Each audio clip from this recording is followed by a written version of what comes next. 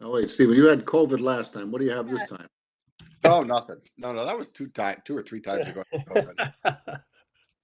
No, I think we're okay with 4 on conservation and environment, because when Ronnie resigned, that dropped us to 7. 4 out of 7. We're good then. So I think we're good. Great. I'm Awesome. sorry. Can you all see me, Ted Newton?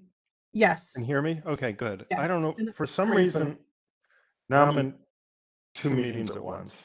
You're on No, twice. I think you're like dialed in on your phone also. So if you mute one of them, that'll help. I'm not on my phone. Huh. That's a problem. And WebEx signed me in twice, and it took about 10 minutes both times to do it. And I hear an echo, so I don't know what to do. I think I'm just gonna X out of one. Yeah. Yeah, X out of 1. Leave meeting. There we go. Okay. All right, So now I might be in the Conservation Commission meeting or in the Clean Energy Commission meeting. We Or can is see it both? you. And we can hear you. Okay, good. Excellent. Emily, Sorry if you about want to, if it looks like you can have a conservation environment meeting, I you want to can. continue your group? Well, isn't this a delightful outcome? Thank you, folks. So we'll call this meeting of the Conservation and Environment Commission to order at 7:06. Do we have any of our members of the public? I know Nathaniel said he would not be able to join. I don't see any of our other contributors or anyone else for that matter, other than the fine folks at Clean Energy, who will obviously have our conversation with later. So town staff, is there like, since I'm not like a host of this meeting or whatever, is there anyone that you can see that I can't? I'm just going. Okay, Nope, so that's it, Emily. I think you're good. okay, so we don't have members of the public offering comments, and then if they show up, during the clean energy portion, we can,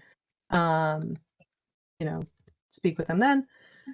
Okay, so item of business, approval of the October 26, 2022 minutes. Do I have a motion to approve those?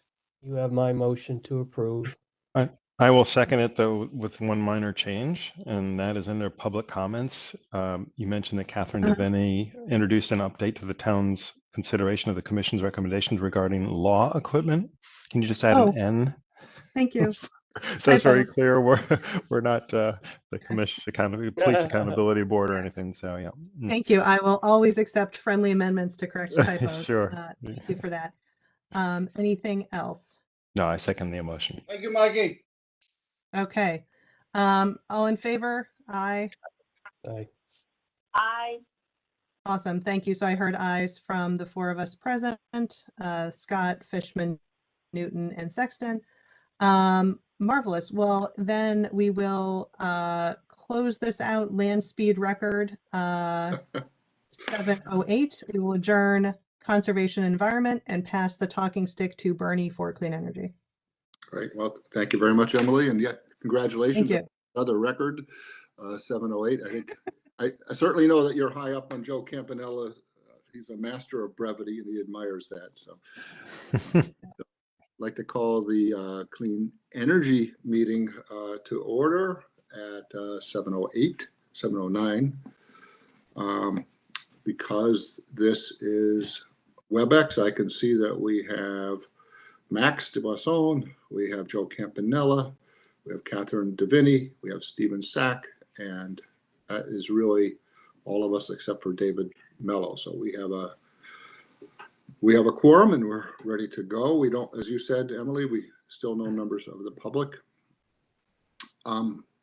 Unlike the Conservation and Environment Commission, I was tardy and did not prepare the minutes until today, so we can't decide on those, but they are completed. I sent them off to I think Tiana Pelletier, no relation, who is going to post them, and hopefully in the new year we can either amend them, correct them. If we have Ted Newton on staff, there's odds that they will be corrected. And so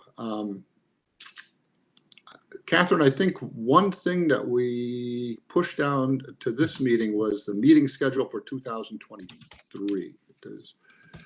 Yes. Do you have any update on that? I think we were talking about meeting on Wednesday. We were, but if I recall, that evening might not be good for Ted Newton. Is that correct? Wednesdays? Generally not, yes. So the reason I hadn't filled out the form, I have the form to fill out with whatever dates we want, but if we're going to continue these kind of joint meetings, I thought maybe we should revisit the Monday or Wednesday discussion to see when Okay. most people were available. Great. Well, Monday, either date is fine for me. Shall we go? Here. Emily, Jim, Ted, it looks like you guys are good. Right. Joe, Max, Stephen, how are Mondays for you? Oh, you're on mute. I'm okay with it. Thank you, Stephen. Oh, I got on mute. If I had to choose, I'd say Monday, but I'm usually available on Monday, Wednesdays. Okay. Max? I think Mondays will be okay. At least for now, I've got sort of regular problem with Mondays, but I don't usually throughout the year, so it's hard to say. How about Wednesday?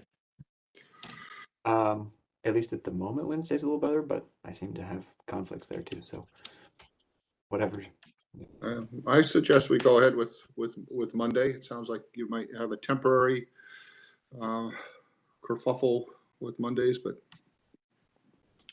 so Catherine, what's the process? We just basically say Yeah, I'm going to fill out this form. Do we like this? We've been typically doing kind of the last Monday. Is what it seems like. Clean energy. It seems like both conservation and environment and clean energy have been doing kind of the last Monday of the month. So that would pick up on January 30th, or we could do the kind of fourth Monday, which is January 23rd. I will go, people, I'll go through the calendar and I'll put down some January Mondays at the end of the month, and then I'll get, I'll send the form both to, I think if we're going to do these kind of back-to-back meetings, then they'll need one form from Emily and one form for Bernie. So we can do that by email between the three of us. Does that sound good? Sounds good. that sounds good. Plan. Very good. Okay, so Can we Emily? also decide whether we would like to go back to, and I haven't confirmed actually whether this is still a choice. I think whether we're going to be in person or virtual. I vote for in person when it's available. Me too. That'd be my preference. I'd second that. I'm good with that. Max, we can also probably we can phone somebody in, right? Yeah, Yeah. I'm agnostic. I know that there are some on our commission who've expressed that virtual's better for them. So if it were possible to achieve quorum with a, phone link while most of us were in person, I'd be comfortable with that. But if it were not, I'd worry that our quorum problems would get even worse. Yeah. Okay, I'll confirm those things with the town clerk and get back to both you, Emily and Bernie, by email. Okay. Great. Catherine, too, it's possible we only have 2 or 3 more of these type of meetings if truly we can get through the new ordinance, get it approved, Yes. and there's a brand new commission, right? So Right. this is a short-term problem. That's agreed. And I'll just add an editorial comment. At this stage of the game, given that we have RSV, we have flu, we have ongoing COVID, and who knows what, I do hope that the town and the state privacy rules are flexible enough to allow at least hybrid meetings, because if we've learned nothing else through this, we know that it's not always possible to meet in person. Right. Okay, that was very good. We had, despite a really challenging set of WebEx difficulties, a really productive meeting. We had I'm switching now to old business. John Phillips and Catherine Bruns took us through sort of the dilemma facing the town. The good news is we got a grant where 700 households, I think, already decided. We've got that grant funded, so that for a year's time there'll be food diversion pickup. There'll be a pay-as-you-throw trial. The fly in the ointment is the fact that I think a lot of people, myself included, wanted Blue Earth compost to at least have a shot at that. John Phillips said that contractually the town was was engaged with Paynes and that it would be difficult. I know that the morning after our evening meeting, the town council met. Catherine, do you know where they came out on that? I thought I heard that they're going to open it up for a bid. That's what I was told informally. I was not part of that meeting, but that's what I was told was going to be presented at that meeting. So I didn't actually hear finally on that, but I think that's the direction they were going. So so I'll have to get back to you, or we'll have Catherine give us an update as to whether that's going out to bid. Right. And Ted Newton, I know you have a connection to the news media. Anything you would add to Catherine's? No, I don't. So I know we talked about it briefly together, but that was a couple weeks ago, and I don't remember what we talked about. We talk about a lot of stuff that I forget, or I need to keep quiet. So I'm sorry, I don't have anything more than what Catherine mentioned. Great. So vis-a-vis these, the Energy Commission and the Conservation Commission, it may be open for, they might be going out to bid. The one takeaway I at the end of John Phillips' remarks were that whichever way we go, as these commissions work towards 2023, we want to be really supportive of helping West Hartford move the ball in a good direction to reduce trash and to handle trash more effectively than we're doing now. So I think that no matter what, I'm not going to jump ahead in the agenda. This is going to be a priority. So pilot is one thing, but alongside the pilot, we're going to be working on this. I'm just seeing, as you're talking, Bernie, as you're going through this, I'm just seeing if I can get into the standing committee notes and see what the decision was. So keep talking and I'll see if I can give you an update on what the final decision was. Okay, very good. And the other business that we took up last time, and we had a pretty good discussion, we went through the draft ordinance that a small group had put together. Good discussion when last our heroes met. This had not been presented yet to the West Hartford Town Corporation Council, so it had not gone through the final legal review. When Catherine gets done researching the recycling pilot, we'll see if there's been any progress on that. I think so. I'll tell you that net right now. So unfortunately, Dallas Dodge Corporation Council has not been able to get to this yet. I've checked in several times, and his plate has been full with a lot of the development proposals for that have been coming into the council. There have been some debates on some of the development issues.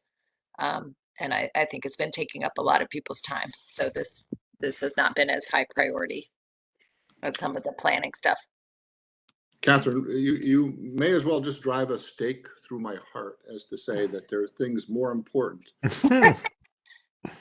Time sensitive, shall we say? Time There sensitive, you go. Okay. not more important. Um, quite understood. And I have to say, for all of us on this call, both commissions, I think we're getting pretty good at dealing with structural ambiguity. So we're gonna forge ahead.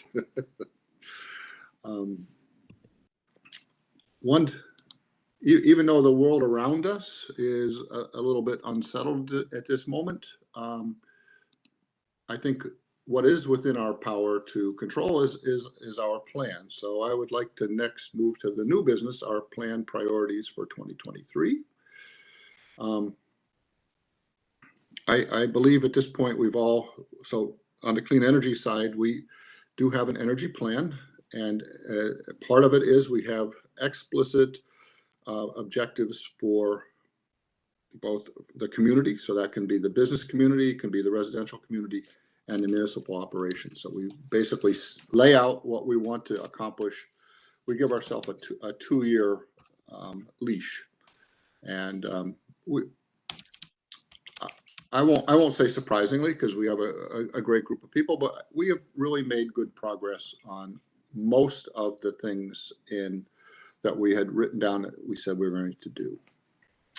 So I guess what I would like to do is really go around the Clean Energy Commissioner circle, and then extend the discussion to the Conservation and Environment group and say, well, what is it? Just get the titles of what we want to work on. So when we update the plan for 2023, because our plan is meant to be updated every 2 years, and this is year 2. Well, we're going into year 3, so it's time to update it. And would anybody I can put people on the spot. I can start. Do any of the Clean Energy Commissioners have something that they think we ought to be doing in 2023? And Max. Yeah. So I think one thing that's on a lot of people's minds are their Eversource bills. I know when I finally sat down and looked at it, it was shocking. And I was also shocked then when I went to the Energize CT website and found that the renewable options have decreased from the last time I went and purchased my own electricity.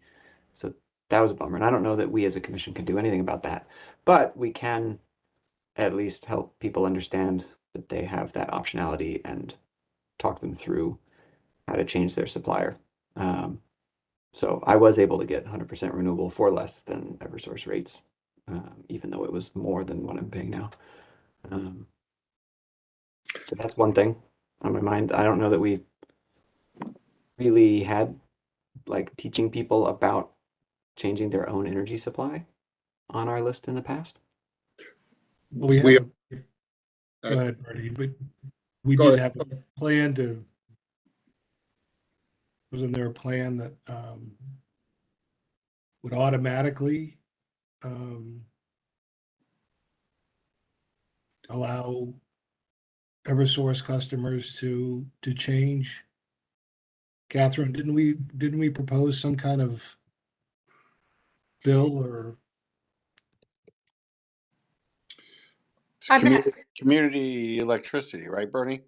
Yeah, there was community choice aggregation. Yeah. Where is that? That was pretty much, so what that would have required would have been the state would have to say communities. So for example, West Hartford, you can go out in the same way that Catherine Deviney goes out on behalf of the plan and makes a contract with an energy broker. We can do that on behalf of West Hartford. So it's not within our control. It was not taken up by the legislature. So it's not something we can do at this moment. We can promote it in this legislative session, which begins, I think, on January 4th, but it wouldn't be something that's going to really take place in 2023. And it's quite a long discussion, but there are reasons why the town might not want to do it, even if enabling legislation allowed us to do it. So that option is not on the immediate table. Okay. I Um, have been posting, Max and Jojo, so you're aware, I have been posting information about supplier options and the links to the Energize Connecticut Rate Board. I posted it both on Sustainable West Hartford Facebook, and I actually sent it to Renee, and she sent it out with some information from to the town wide blast. Maybe we could also tap some of our media links that Renee has to get that out more broadly into the community newspapers and things like that. But I have been posting it there. You know, the town, it takes kind of a kind, you know, we're providing the information, but we can't encourage people which suppliers to pick or something like that. So, but we do want to Yeah. let them know that that option is out there, and that they're not locked into Eversource. So I have posted that a couple of times. You guys are welcome to share that from the Sustainable West Hartford Facebook page out to any, you know, your own friends and contacts. It has the link right there about how to do it. Can you explain about the renewable options and how they've decreased, or they've actually changed the language so it doesn't say renewable, I think, or It So says Max, like yeah, 100% Max, what did RECs you or mean? something Did now. you just, what did you say? So it used to be you selected a, you know, threshold percentage of renewables that you Yeah. want. Now I think it actually says RECs instead of Right. renewables. Yeah. But regardless, if you select 100%, there's only one option. There used to be a laundry yeah. list, like 10 or 12, and now there's just one.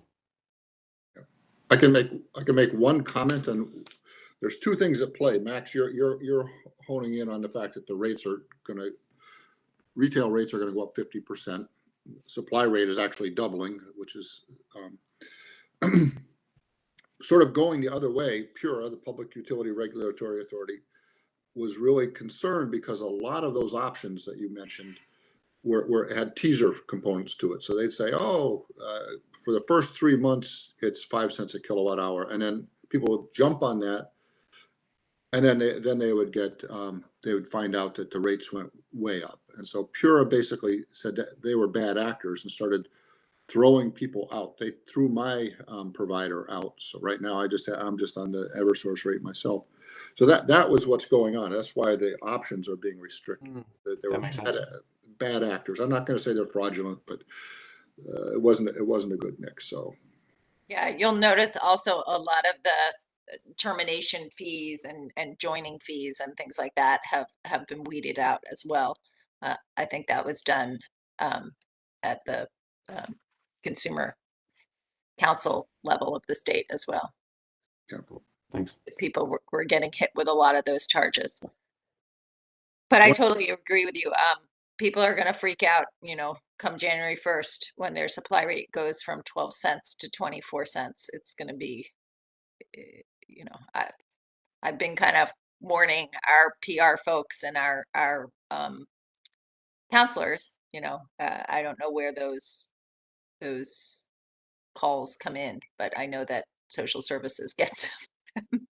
I saw the mayor on Twitter like over the weekend flagging the issue. So it is something that folks are talking about publicly. So Max, what was the rate that you got when you went alternative for supply? I think Max said he had to drop off for like half an hour around it. So you dropped off at an appropriate time. Yeah. It's On the hot seat. he has a good sense of drama. Yeah, I right. think I signed up in, I don't know, September for a couple of years, and it was 12 cents at that point through a Texas company. But even if you change now, evidently it's not going to be honored. There was an article, I think today's paper, that talked about customers that tried to switch suppliers and were, weren't allowed to do that. I think they're stuck with Eversource. I think there were Maybe think it's that- just a delay in processing. Sometimes it takes them more than one billing cycle, especially at a time like this where they're getting a lot of different enrollments for them to process them all.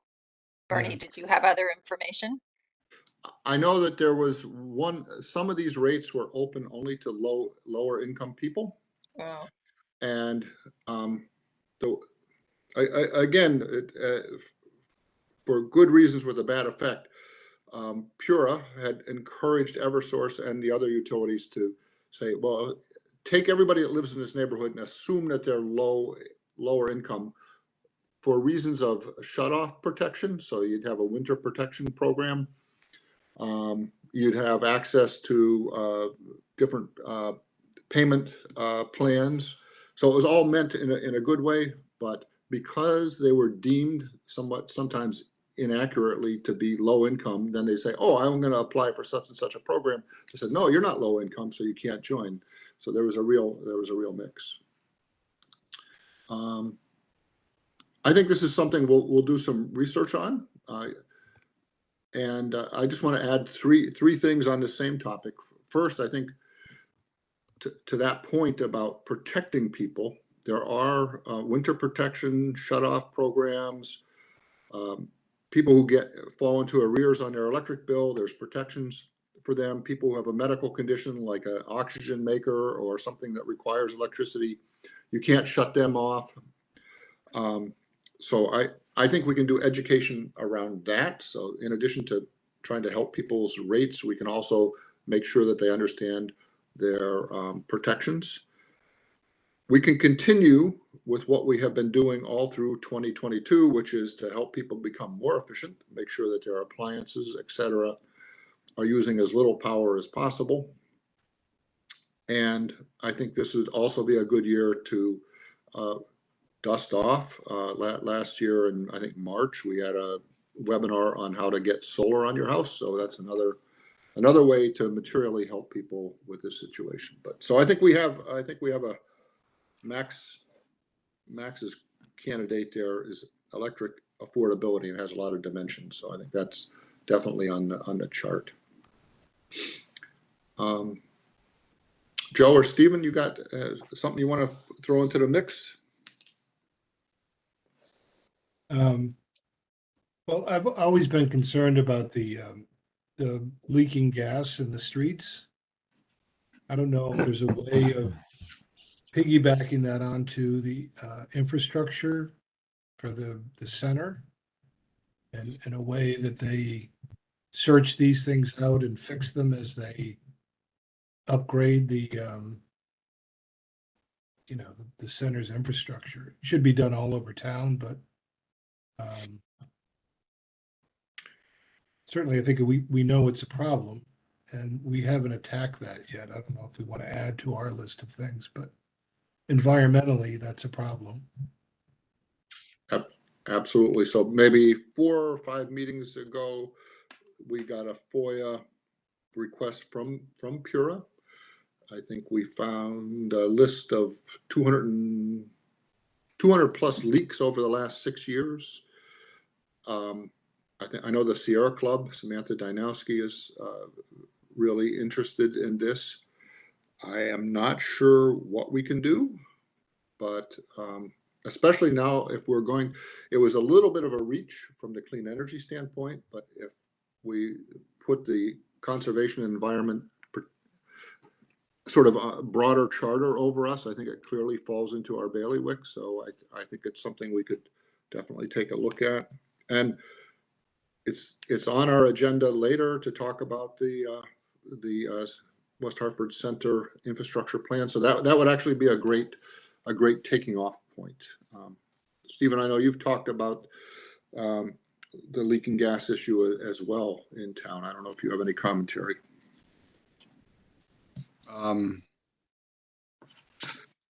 Yeah, I mean, it's a huge problem, and everybody's burying their heads in the sand about it. One thing I have an issue with, and it's partially environment and partially an annoyance, is is the traffic flow and the number of traffic lights in this town. And I find that I wind up idling, sitting more at traffic lights than actually driving to get home every day. And I don't know if something we should tackle with the town of, less traffic lights at certain times at night to start to send them off flashing yellow and red on one side, put some roundabouts in. It's just a huge environmental waste of sitting and idling and then, going 10 feet to the next red light, speeding up 10 feet to the next red light. But, So I have a couple of comments on some of this stuff that was just said. And as this commission branches out into other issues that are kind of beyond my knowledge base, we can and we should consider, just as we had John Phillips come for waste, maybe bringing in some of our engineering department who know more about the roads and the traffic signal issues. So I did a long time ago, the gas leaks thing is a strange issue to me because everybody seems to know it's an issue, but I don't know whether the gas companies, I don't know who can make the gas companies kind of sit up and take notice or prove whether it is or is not an issue. And this is going back many years, ask our engineering department whether they had ever broached that kind of subject with the gas company, especially as they were at one point in time trying to bring gas to every home in West Hartford and putting down more lines. But they said, no, that's not been something that's ever come up between the town and the gas companies. And then Steve, I just wanted to comment on your point about, it was interesting to me. I had a conversation on traffic light and street lights the other day with Jim Brennan, one of our staff in the engineering department. He said many towns are actually moving away from the flashing lights at night. So you might see some of those going back to stoplights. It's actually, he says, for safety reasons. They have been doing a lot of traffic studies, the highway department, and people don't know how to deal with they just don't know what a flashing light means. Which is kind of surprising to me, but they said at night there are a lot of high speed accidents with the flashing lights. So a lot of towns are actually moving away from that. So that was an interesting piece of knowledge I didn't know. I'll just throw one thing. And Emily also attended, I think with the town engineer and some consultants, an introduction to this West Hartford's Center Infrastructure Master Plan. And Stephen, some of the things that they were talking about, they weren't directly traffic lights, but it was definitely traffic flow. And so just an example, they said one of the problems is that when people come into the center at night to go to a restaurant or go to whatever, there's this hunt for parking and parking on the street. And so as a consequence, you got a lot of cars just sort of driving around looking for a spot. Meanwhile, there's parking garages that are pretty substantially underused. And it sounds like, okay, that's not much of a problem, but the end result is you have lots of cars just driving around for no good reason. And that adds to some of the traffic. So that's not a specific answer to your thing, but I think, Catherine, I like your idea. Let's talk to the experts because sometimes they have options that don't occur to us, and there's also considerations. I mean, safety, they have to balance between safety and environmental considerations. So I think that's a good idea. So I think it's a great idea. I'd love to hear from them. Few things. Some of those people aren't looking to park; they're actually looking to be heard. Bernie, I live in the center and they just like to make noise. And secondly, for Steve, I thought they were doing a pretty good job with the lights. Sometimes when I drive through Hartford and things aren't synchronized, it's very clear to me that, that's where the study should be done. I thought that there were cameras that were kind of, looking at the queue lines and coordinating the traffic lights. I'd be interested to know if that's true or not, but I thought they were doing a pretty good job with the traffic in town. I don't know. You're talking about the cameras they put above some of the intersections a year or two ago, you mean? Well, I don't know for a fact. I just assume, because sometimes, the left arrow is longer. Sometimes it doesn't go on at all if there's no one in that queue line. So I'm thinking that there's actually some kind of monitoring system that's tied to those, as well as, taking your picture and making sure that they know that you've been in town. I don't know. But I just think it would be interesting to listen to the engineers, because they must be doing something to control traffic. I know they've got a plan anyway. Okay. Another subset for what Steve just mentioned is, when's the last time they did a survey to see if there's additional intersections where you can go right on red to reduce emissions and queuing and sitting? So Yeah. when's the last time they looked at that in our town? Yeah, I think we're putting together a pretty good list for probably the second or third meeting of our new year. I'm going to just switch. EV charging is something I know the town is looking at. I think it's something we want to participate in. So I'll throw that out there.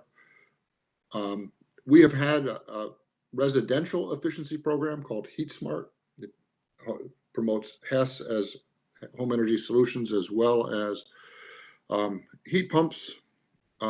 Steve, last year you helped us put together a small business energy advantage program. I think we just want to redo those in 2023. So continue the promotion of HESS and also continue the promotion of small business efficiency. Yeah, I think, Bernie, with that statement per se, with the price of electricity going up through the roof, and it's just going to keep going up and up and up, that should be a big thing of solar panels, home energy audits, stuff like that should be very big.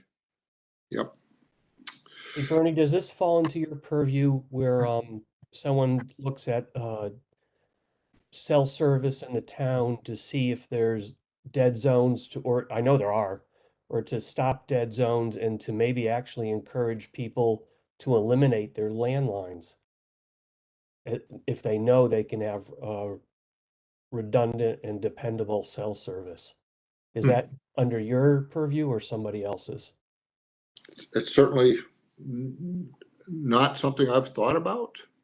Like But the intersection of Mountain Road and 44 is a Yep. dead zone. It's terrible, and it's such a major intersection. So I don't know. It's just an idea, but I don't know if it's some other jurisdiction in our town. I don't know. I don't think it falls under us. But So I know for town operations that all communications is handled out of IT, because a lot of it is now VoIP and not regular, phones and cell phones and things like that. So I know our IT department is the lead on that internally. I don't know whether it's Public Works or IT or a combination of them who work on things like that community-wide. Okay. Two other big things. The Inflation Reduction Act, some of it's well-defined. A whole big chunk of it is not well-defined. I think money is going to come to the towns. Money is going to flow through the state to the towns, individuals, and businesses. But I don't think we can be the deciders on that, but I think we can help the town communicate to businesses and residents what their benefits under the IRA will be. So in other words, help people take advantage of a program, help them connect. So, and that could be quite substantial. And the other thing I would like to propose is that we start anyway, working on a greenhouse gas inventory for our town. Something we've talked about. It was the next concentric circle outside of clean energy. I think it probably more properly fell under conservation and environment. And now that we're kind of together, maybe we can work on that. So those would be my my candidates. I guess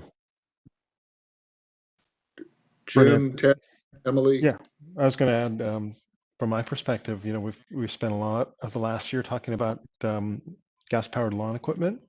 Mhm. I think that conversation should continue. You know, we as a commission voted not to make any recommendation to the town council. It was a little too early, I think, in the evolution of this to be able to, you know, recommend any kind of ban or limitation. But we also talked about the need or importance of education. And I know some efforts were done throughout the year. I think you may have had there was a demonstration. I think Catherine, you may have hosted it in the summer, which I couldn't go to, but I know that was really successful. And so that's a good example of things we could do in 2023 to get the word out. Yeah, but that lawn equipment was part of the National Drive Electric Week event that the Clean Energy Commission and Sierra Club worked on, that we held in the town hall lot with e-bikes and EVs and Heat Smart and the lawn equipment as well. Good. And I just feel like too, we need to kind of soften the beachhead on the pay as you throw program, which is, I think it's going to come. I mean, it probably has to come because we're losing our source for waste, and we get charged so much for weight. So there's potential solutions, and I know that you know, the town is thinking of a couple, and I just think we need to be a part of that conversation. Ted, I think that, you know, apropos of John, what our last meeting is going to be a big thing, where our tipping fee is going up from $90 a ton to something like 133 in the next 3 years. It's another affordability issue.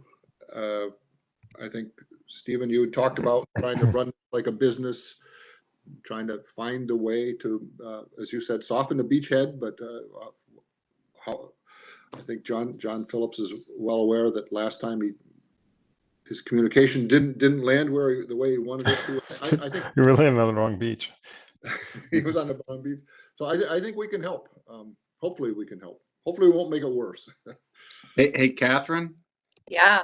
With respect to the trash thing and maybe helping out John Phillips, where can we have influence to maybe help with that so it gets delivered a little better this time versus last time? Yeah, well, I think he's more aware now that he needs people like these commissions and the public support. I think he wasn't aware how important that was the last time he went through it. So I don't think he'll make that same mistake twice. So he will come to you, absolutely, for help, for, you know, maybe practice presentations, to kind of leverage communication networks, to get formal support, you know, of different commissions before going to the council. I can guarantee that he knows. You know, he told you guys last month, I think, how close he was to losing his job. So I'm sure he doesn't want that to happen again. It seems like he's doing this this waste pilot as kind of an introduction and a case study so that he can better defend. I don't mean to speak for him, but you know, better defend where we're going to end up with all of this waste. Hey, Bernie, I got a topic that relates to buildings, and it's probably an overlap between our two commissions. And the things that come to mind would be uh, the capacity for lights to go out in an office when there's no movement in the office, so that you save electricity. Um, More efficient and shorter water flow for urinals, bathrooms, and showers. Uh, to remove paper and install air dryers in restrooms.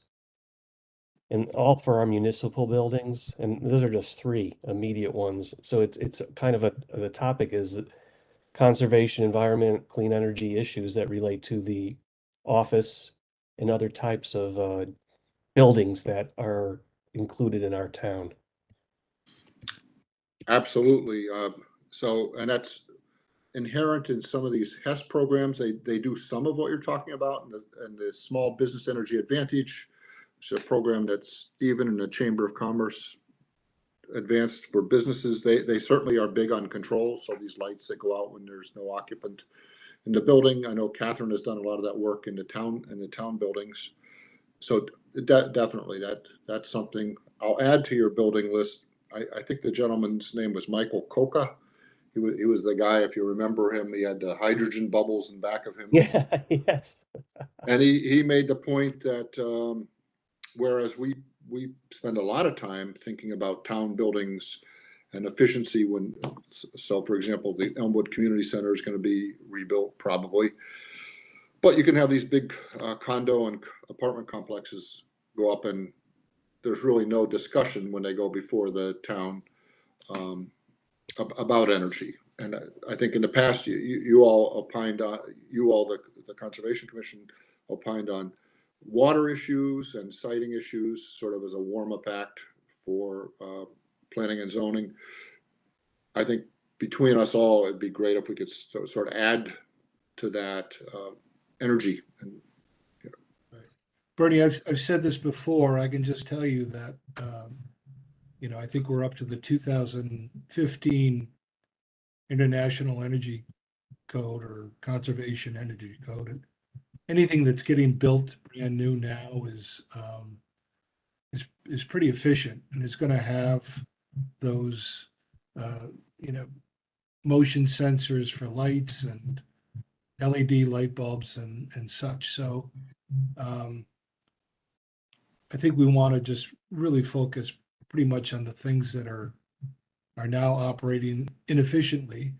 And Jim, just so you know, the SBA loans that are up to $100,000 for a business, 0% interest over 4 years, tackle those kinds of things: lighting, LED lighting, and motion detectors and sensors. And we hope that businesses will tackle HVAC systems with that money, and not just do what we call the low-hanging fruit of the lights. Those are quick paybacks. Right. But getting into their HVAC system and changing those things out to heat pumps are where we really want to target that. That's why it's important for Steve to talk to the chamber and get some of these businesses on board and understand that there's really free money for them to do these energy upgrades and to save money right now. So that's kind of the SBEA. Yeah. Hey, Joe, I know as an architect, do you know if the town pushes LEED certification for buildings that are being renovated or new in our town? No, they're not going to push that. And I think even a lot of people that are very concerned about sustainability might not, push LEED. LEED is fairly stringent, but it's also very costly to register a building. So you can do all of the things that are part of the LEED program, but not get buildings registered. So, in a large building, it could cost $250,000. $1 million for a developer to get it registered. So it's really the the When building the- codes, right? It's really the building codes that are driving most of the energy efficiency in new buildings. And Connecticut has finally stepped up the energy codes. I said 2015, it may be up to 2018, but they've always lagged behind, and now it's the requirements are pretty strict to build a house and or an office building or anything. You pretty much have to make it airtight and very efficient. Which is important. Yeah, I'm pretty sure they skipped the 2015 one and went straight to 2018, Joe. Yeah. Is what they're Well, on now, it was 15 in August. It changed to 18, maybe. Right. Yeah. kind of quickly.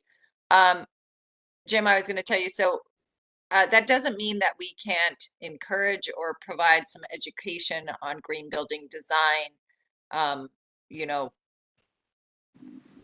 through the building department, leaving flyers on the table for contractors when they come in, doing some education workshops. Obviously the town can't require something like that. When the Delamar Hotel was built, this commission pushed, because that property was being built on town-owned land. That was part of the deal. That land was originally town-owned. And so since it was being built on town property, our commission said we would like to require them to build to LEED Silver certified standard. And while we didn't actually require the certification, they did design the building to that standard. That's good. That's a win. Unofficially. That's a win. And they came, the project team came before us and presented their kind of draft scorecard in the design process. Yeah. If I want to just jump in quickly on the point that you made, Catherine, and Ted, you had raised this also. In our energy plan, which I can't, I think this must be a new version of WebEx. I can't share it, but we came up with four key strategies that I think served us. They're not rules that we go to the town council and ask, but it's input and equity. So we would go out into the community and say, tell us about gas-powered lawn equipment, or we would go to communities that need help and listen. So looking for input and equity, that's strategy one.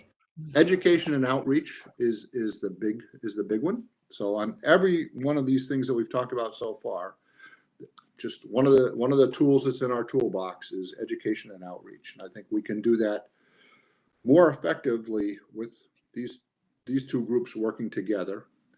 Participation and adoption is the third one. So we ourselves can adopt and participate and lead by example. So that's a third strategy. And then the fourth is policy and planning, which is what we're doing tonight. So just to say that short of rulemaking and mandating, which is really hard to do in our town, I don't think anybody in the town council wants to lay too much on the business community or the residential community. We have these four strategies. So that was just a brief sidebar. Emily, I don't know is Emily still on? Yep. Yeah, sorry. I think it's that, like, normally if I'm working from home, it's just me and my spouse, but now my kids are like watching videos and whatever. So the connection's grinding a little. So no, I think these are all great thoughts. And most of priorities for me on the conservation and environment side include the waste issue, which we've already discussed.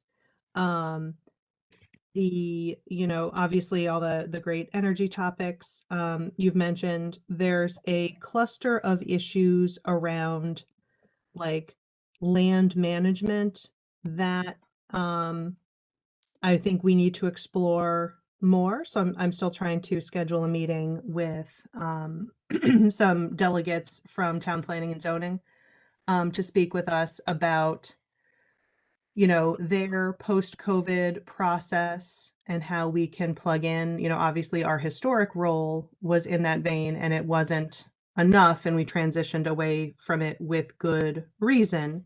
But you know, we don't want to leave it completely behind if there was some value.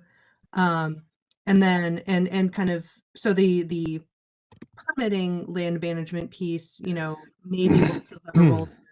But then there's the sort of town land management piece, and we had Chris Feely speak with us a few months ago about, you know, concepts around like pollinator gardens on municipal properties, and you know, medians and whatnot.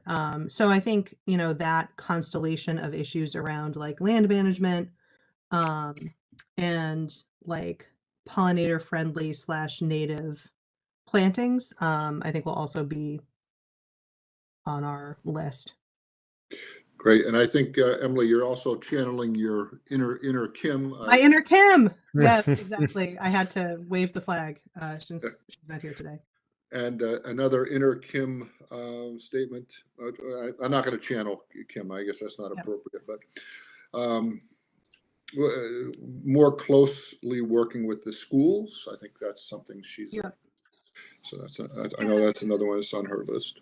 On a variety of dimensions, because I think, you know, the interplay with the schools, obviously they have a lot of land that is managed, but then they also have a lot of waste in the cafeteria, et cetera. So there are, like, I think the interplay with the schools is like a cross-cutting piece that will touch on many different issues. Excellent. So, Can I go? Can I yep. go? Bernie, it's Catherine. Oh, Catherine. No, you can't go, Catherine. No, that's okay. You guys have mentioned a lot of the things I was going to mention already, so I won't rehash that because they're already on the list.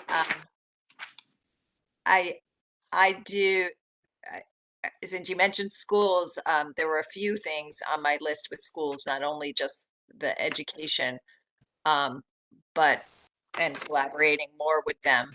I would like to bring back some kind of energy related, not necessarily the same competition we ran in the past, but some kind of project or week-long thing, or even a day thing, where the schools competed against each other, or we had this idea of maybe competing against the town of Fairfield, since they have the exact same number of schools as we do, 2 high schools, 3 middle schools, 11 elementary schools, and doing some cross-town competition. So I'd like to bring back some kind of schools campaign in one form or another. And then I'd also like to get, and this is more from a internal perspective as well, but I think there's a lot of help that commissions like yours could offer in terms of helping the town and the school board think more about long-term facilities planning and replacement. I think, as with every other community, West Hartford's buildings are old.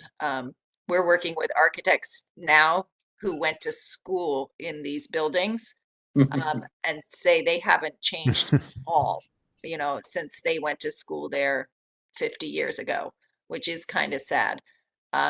So it's not just energy, you know, it's just the school environment, it's air quality, it's health, it's educational,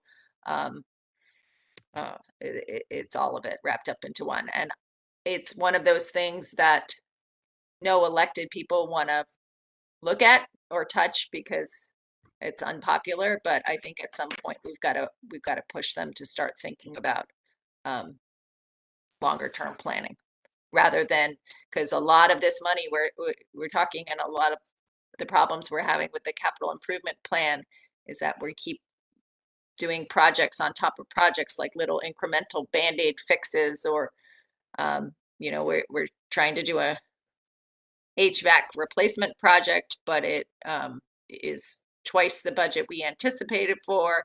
And then, oh, by the way, something broke over here, or we have a leaky roof over here. So now we can't do these projects at all because we have to shift money back over here to deal with some kind of emergency.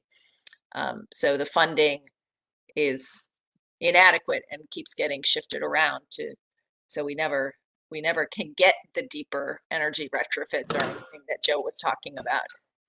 And I know that we have facilities, that have horrible, what we call energy use indexes. Those are how much energy using a facility uses per square foot.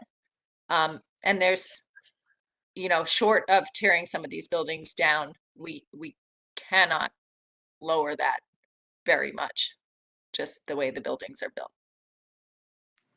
It's a good one. So that's one.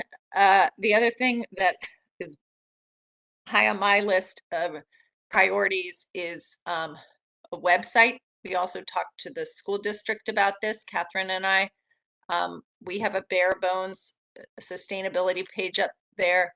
We took down a lot of the energy pages we had, but we've talked a lot about getting information out to the public on various policies and programs, and we don't currently have that information, topic-based information on our website. So in the new year, that's one of my New Year's resolutions, is to start fleshing out. We kept having the idea that we'd get maybe a little working group together with some people who had knowledge about specific topic areas in sustainability. We have a list up on that page, but they haven't been fleshed out yet. So maybe that's something this group can help with too, since there's people with more knowledge about some of those topic areas than I have. And then, so websites high on my list of priority. And then Bernie, you mentioned one of the tools in our toolkit is policy. The town needs to start focusing in this area. I know we have a good energy code at the state level, but the town is behind in putting together standards for EV charging. We need to revise our parking regulations along those lines. I would like to see us have a dark night skies requirement included. Those kind of things. Todd Dumay, these are all things that are not very controversial. They just need to get written and developed. And the planning department is very short-staffed and very strapped. And so I don't know how we can facilitate or keep the pressure on for those things, whether, if we send them enough examples, they'll get to it, whether we make enough noise, they'll hire another planner. I hope they're looking at that because it's been mentioned many, many, many times over. But I think a lot of this stuff, the town could be doing a better job if we had policies and zoning ordinances and things fleshed out that dealt with some of these issues too. Excellent. Those are all good. I guess not at all to cut this conversation off, but just to talk about next steps. We'll write this up as part of the minutes and circulate it as a recap of this conversation. Anybody that has insomnia is always welcome to review the YouTubes and admire how well we all look on camera. But short of that, we'll write these out. Some of them, it's obvious, like the one that Max introduced right off the top there. That's hot, and we have immediate steps that we can take. Some of them, like the greenhouse gas, we're not sure what to do. So some of them will be more exploratory, and some will be more action oriented. But so long-winded way of saying, we'll write these up, send them out. Second thing we want to do, certainly for the clean energy ones, we're going to sort of rebake our plan. I think as we get rolling on the sustainability aspects, so the part that's beyond clean energy, we want to develop a plan. I'll say analogous to, probably not a direct clone, but we've gotten a lot of mileage out of our clean energy plan. I think it's a good thing. It's a coherent document. It's readable. It's something you can send out to the public. You can invite people to comment on it. You can use it as a tool of community outreach. You can get people to come from South Korea and talk about it. Which still surprises us. But okay, again, just not to go on, but I do think we want to start to encapsulate these priorities that the conservation and environment has into this broader sustainability. So we end up hopefully by the end of 2023 or before with a sustainability plan that encompasses the clean energy plan as a chapter, but there's other chapters to be written. So that's, Ernie? yes, indeed. Yeah, originally the task force was formed and we've done a pretty good job with energy efficiency, renewable energy relative to the town buildings and the Board of Ed. And Catherine, you're right in saying that, there's so much more that we have to do because the buildings are so old. But I remember back, Bernie, you have a stat that total town energy, the town and the Board of Ed use 3% of the energy in this town, or 4%. 4%.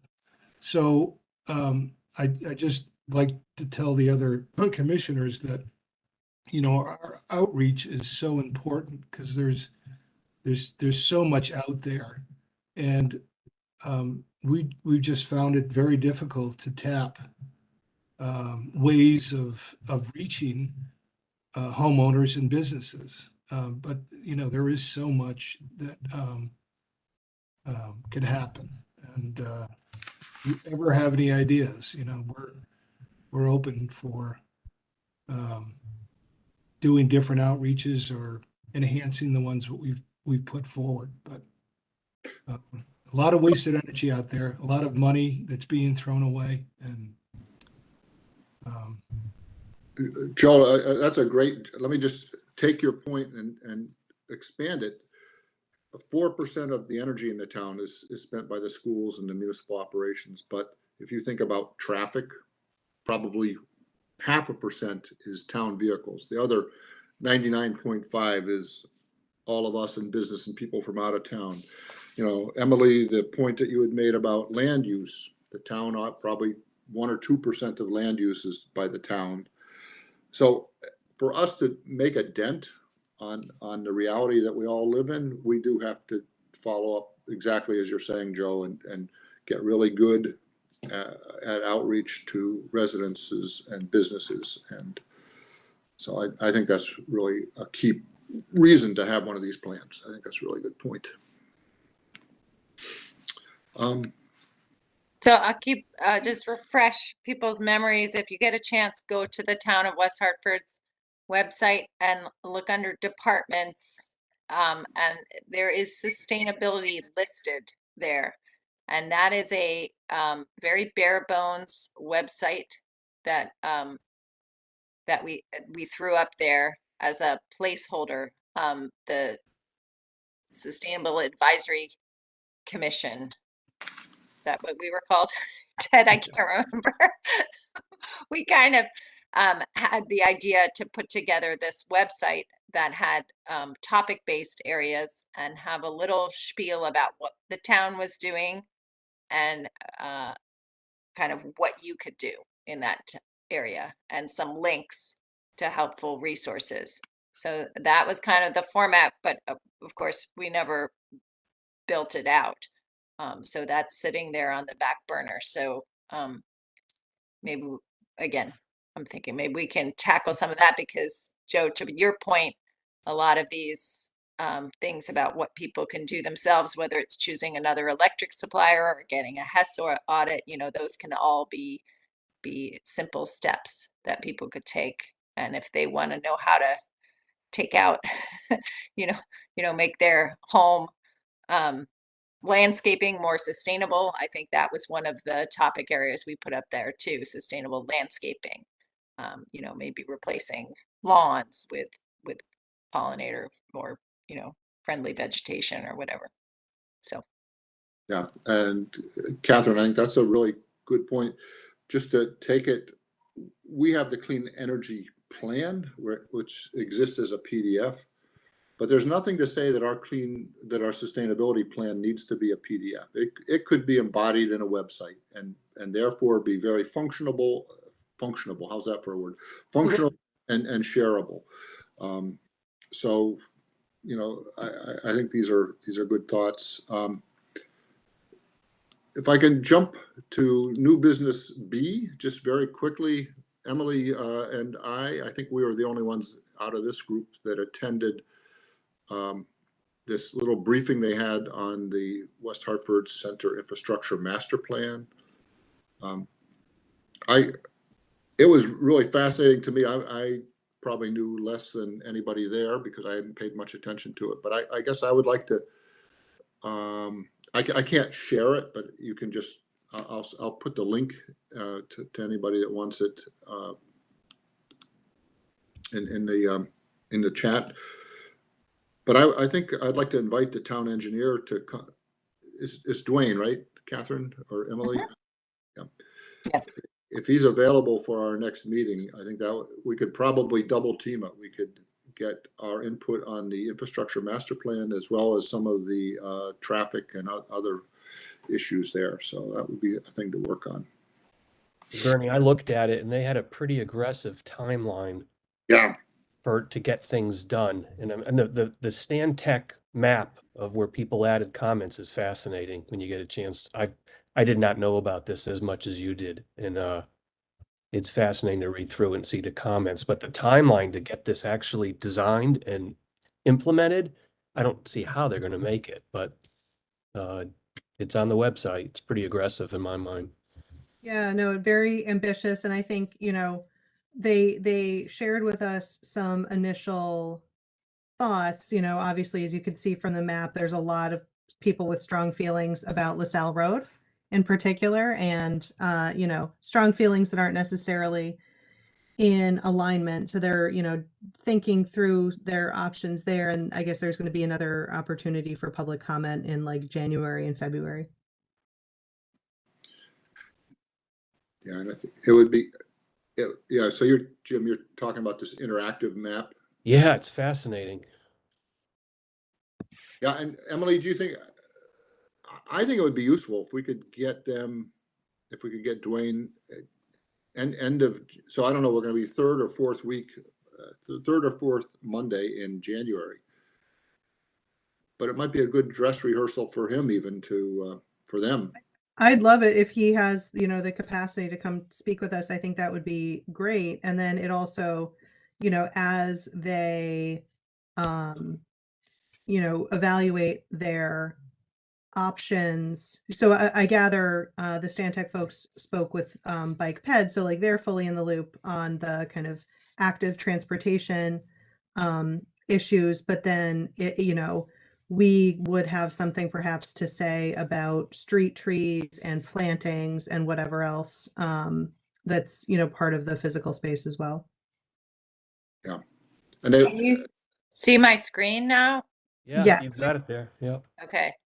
So here is the timeline Yep. with the project kickoff in July. And looking at LaSalle Road, concept design, and then the plan being done by all in 1 year. I'll bet on the over. I'll take anyone's bet on that one. And that's the area, and they are being very strict about where the area is. I heard from Dwayne, and what else was I going to show? Oh, you guys wanted to see for anyone. that map up there. Map, yeah. Yeah, the map was really well done. Here we are. Let's see. Whoop. There it is. Yeah, and so you can click on those little things there, and you can see there's likes and dislikes and agrees and disagrees. You click on one of those orange jobbers there, or the red things. Yeah. So this whole infrastructure plan got discussed a little bit at the public hearing last week for the large development at the corner of Arapahoe and LaSalle. Yep. I was there for the whole thing. I listened to it. I think they're voting on it in 2 days to see whether it will pass or not. And I believe it's the first project where DRAC has not approved the design. So it's Wow. it's an interesting development. And I just got the cliff notes on that meeting, but I gather one of the big points of contention was like pushing traffic to Woodrow. Absolutely. Yeah. And Arapahoe and even Pelham. I mean, yes, but it relates to this whole plan. So, Oh, for sure. you know, cart before the horse. It was a lengthy public meeting. It was I over bet. 6 hours. Wow. And Catherine, you're right. I think in light of the timeline, they want to really strict adherence to the boundaries of the project. But I did make the point that this could be a template. So let's assume this is a successful thing. They could then sort of redo this. They might take Blueback or some or Elmwood or Bishop's Corner as an example, and say, okay, what we did for the town center, we're going to do for these other areas. So I fully agree that we're late to this particular party, but I still think we should participate as much as we can, because I don't think it'll be the last party. I wonder how they're going to resolve something like this, where there's very split. 35 people like, 35 people dislike the pedestrian walkways on removing the traffic.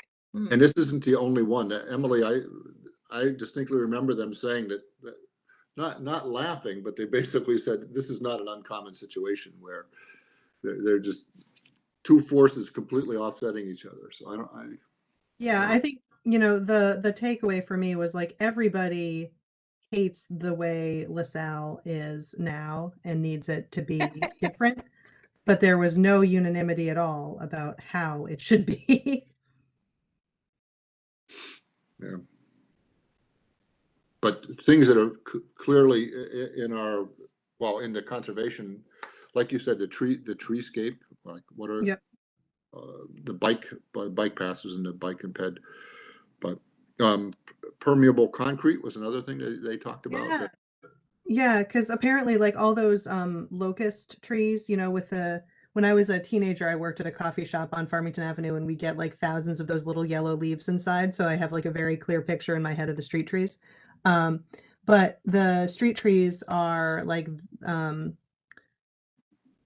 roots are pushing up the pavers, so the sidewalk is a bit uneven in places. And so he said one of the focus efforts would be rethinking the like tree wells and plantings for the street trees to better, match them to the environment.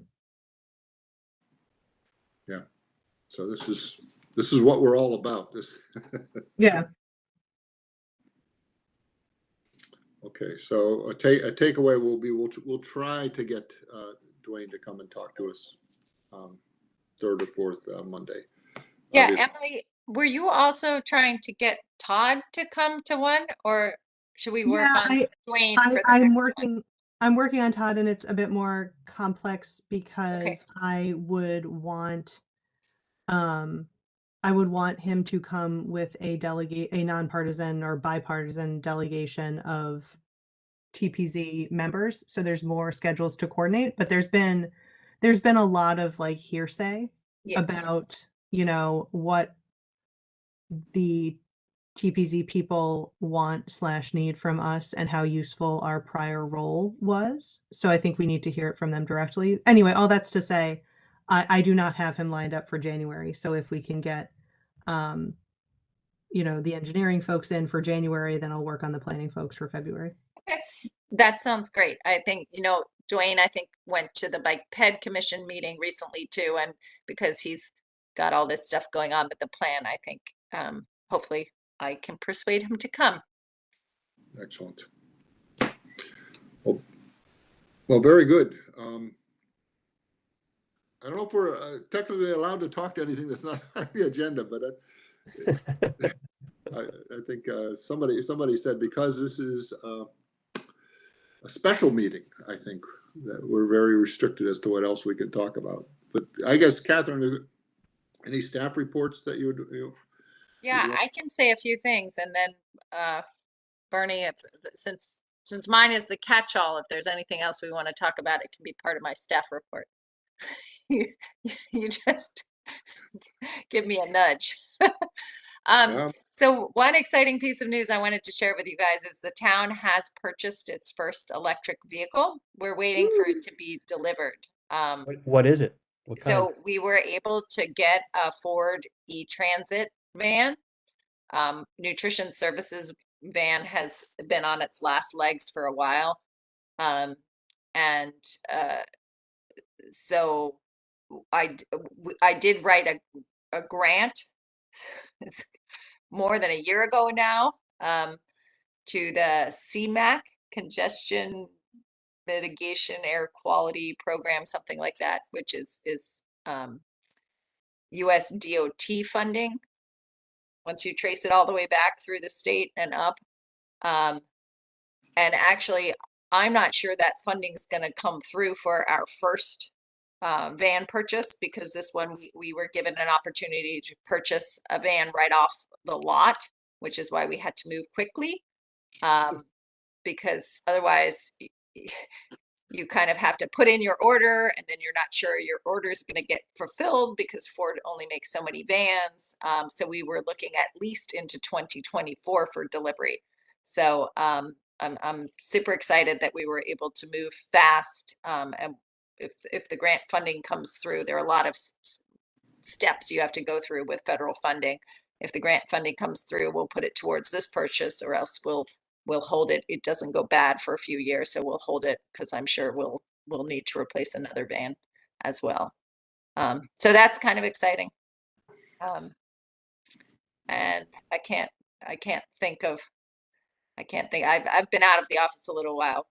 My husband's mother passed away, so I've been out of the office for a few days. So my head's not entirely in the game. I am working on the budget numbers for the town's utility budget coming up, and I should be finished with those this week. We are going to come in over budget on utilities for the town relative to how we forecasted the budget a year ago. That's largely due to very unanticipated gas pricing and some unanticipated water leaks in some of our very large irrigation systems. So that's another thing that I have been making noise about paying more attention to, and upgrading, putting some capital improvement plan money into irrigation systems. Hall High School is one that breaks a lot. Fairview Cemetery breaks a lot, and we also have a leak out at over at the far end of the Rockledge Golf Course near the concession stand that they've been chasing for a long time. And these systems are so old, you fix it in one place and then it breaks in another place. And since they're underground, you can't really find it till it surfaces somewhere, or you get a bill that looks very abnormal. So that's one of the things we're going to start focusing on a little bit more, hopefully. Anyway, we'll be over budget. We've built in a significant increase to the utility budget as well for fiscal 24. But the town, just to reassure you guys, the town actually has a mechanism that was established before my time to kind of protect the town from volatility and prices. They set up something called the Utility Services Fund, which is a fund that continues year to year and helps kind of absorb any overages or underages in utility pricing. And we don't, so if we have a surplus one year because we were under budget, it kind of sits there so that the next year, if we're over budget, we can absorb the surplus that way. So that helps kind of smooth out any hit that the town can take from unexpected utility pricing. Has there And been any that's just on discussion? the accounting end. Sorry? I was wondering if there was any discussion about digging wells at Rock Ledge and or the cemetery. I'm sure that if we went to MDC, they would give us a break on some of these pricings, but maybe there's a way to just eliminate them totally. So that's another thing that I've looked at and flagged several times over. So Hall High School could be a good well project. The water table is high there. The grounds people think that would work. The golf courses are already, the water there it comes out of the ponds on the property. So there are pumps and things there. We're not using water to irrigate at the golf courses. You are correct. So on most properties, when we irrigate, we are paying for that at full price from the MDC. They don't give any discounts on sewer related charges for irrigation. That doesn't go down the sewer, it goes in the drain. So If we told them that we were bottling the water, though, they'd give us a break. that was that whole issue, right? Yeah. And that was something I couldn't believe when I first got here because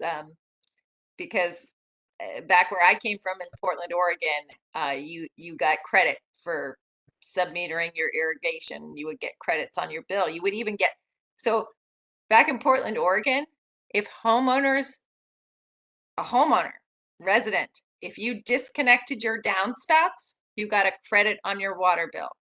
If you had so many large trees on your property, which help with stormwater management, you got another credit on your bill, on your residential water bill. It was fantastic. Well, we That's have the best water authority I've ever worked with, the Portland, Oregon.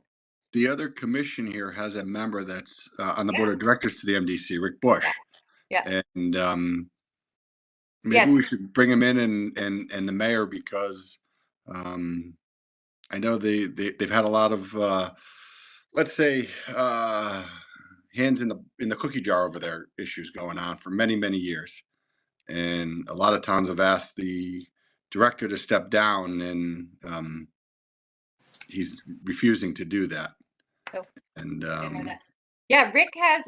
I don't know why the town isn't stepping up. The mayor, as a municipal member, looking for management change over there, which needs to happen. I think maybe we can add that to one of our educational sessions. Rick has offered to talk with me or with these groups and kind of educate us a little bit on, because he's very familiar, he says, with the MDC and how they work. But we could also bring in someone from the MDC. I've had conversations in the past, although I wasn't in a position to kind of launch an effort, but they say they do have staff over there who are willing to work with towns should we want to do any outreach or education in terms of water conservation or low impact development and stormwater management, what the issues are. Maybe they have some budget for promotional materials or webinars, or maybe they have some pre-done stuff that they're willing to share. I've also had conversations with the sustainability director in Hartford. And when we're thinking about our next Sustainable Connecticut certification cycle for gold, collaboration is going to be one of the big focuses of that. So she and I were talking about maybe pulling in all 9 MDC towns and launching a big educational campaign around some of those issues with the MDC's assistance as well.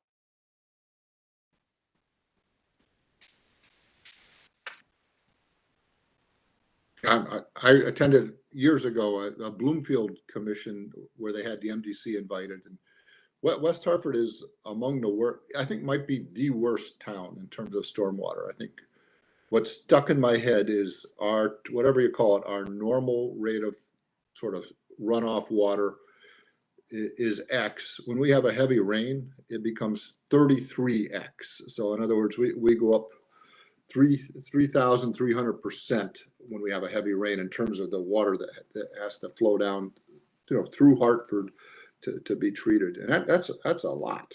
I can see. Anyway.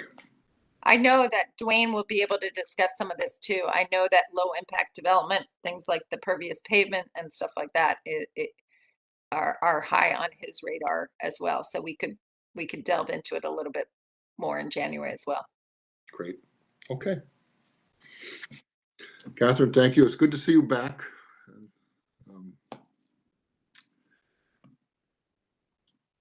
I think we should adjourn at this point. We've covered quite a bit of ground.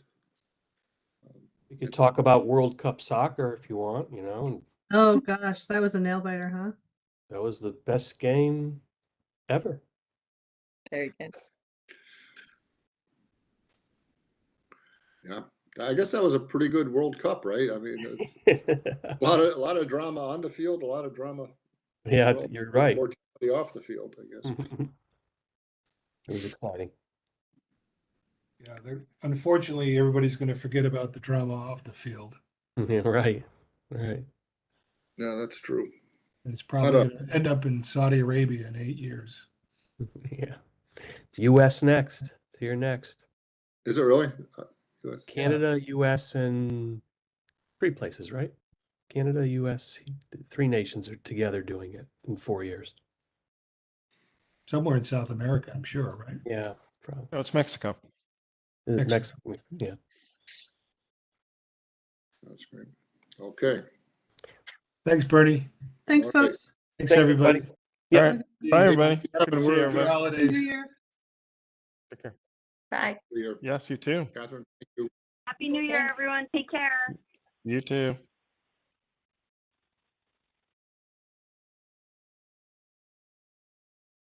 Thank you, David. You're welcome. Have a good night. You as well. Good job tonight. No problem. Bye-bye.